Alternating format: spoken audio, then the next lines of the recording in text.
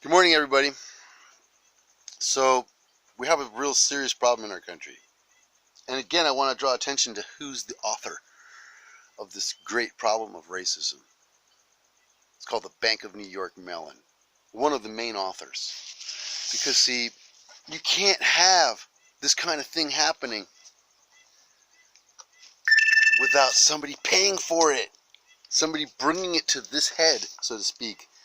Somebody making it happen like this. And so really, the Bank of New York, imagine this. In 1776, the Bank of New York was started during the time of slavery. It helped and paid for ships to bring slaves to this country, to this continent. Throughout time, the Bank of New York participated in racism and slavery to the nth degree.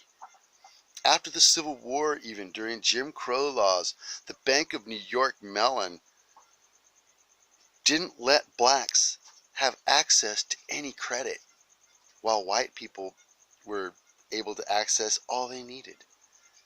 Blacks were essentially excluded from capitalism because of the Bank of New York Mellon. In the early 70s, the Bank of New York and Citibank paid $2 billion. Billion. Back in the 70s, $1 billion was a heck of a lot of money. And they paid the South African government this money to safeguard and promote apartheid and make sure Nelson Mandela didn't get out of prison. I mean, this is just absolutely ridiculous that they would even try to posture themselves as not being racist, which is what they tried to do with me. This is why they hire people like Carol Noel, so they can pretend that they're not racist, when actually every single thing they've ever done has been racist. When the Bank of New York went into any other country thinking that it was going to rob that country or get that country's natural resources on the cheap because those stupid little Native Americans or whatever, that was racism. That was racism when they went to Chile to steal copper and put Pinochet in there as a dictator and kill the people of that country. It was racism that made a Japanese man president in Peru. It's racism that drives the bank's core business activities. And economic discrimination. And through its economic discrimination, racism even more.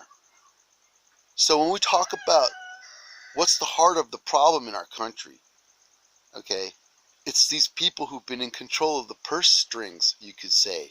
The people who are doling out the cash. The people who are in control of the flow.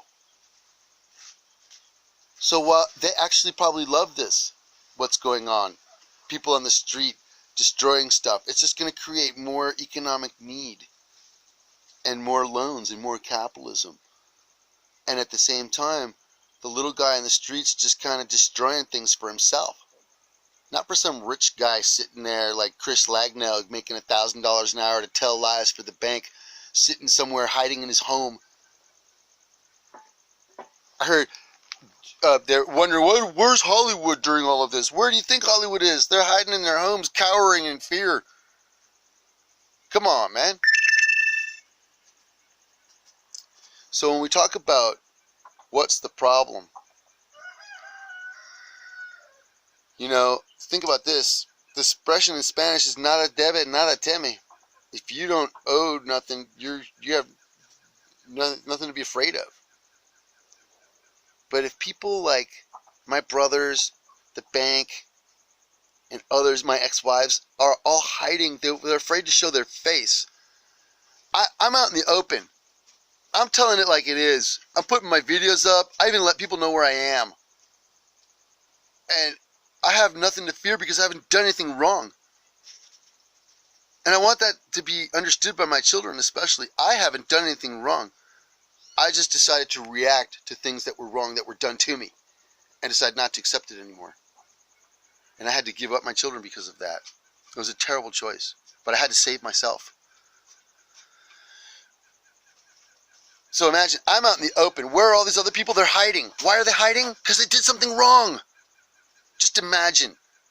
What is the wrong that they could have done to me, to the country, to everybody else?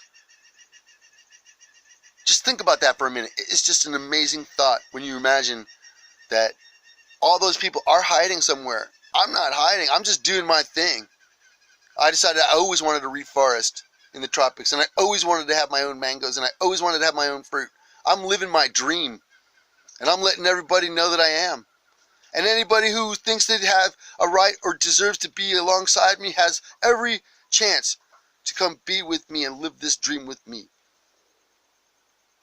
But when you talk smack behind my back to favor bankers and to favor racism and to favor people like Donald Trump and Jeff Epstein, you are only doing a disservice not only to me and our country, but to you and our children. You need to get on board. You need to stop being hypocrites and racists. You need to change the way you do your things in your life. And if you can't figure out how to do that, man, you're gonna be left behind. Because as I've been saying now since like 1990, if you try to stop change, change is gonna stop you.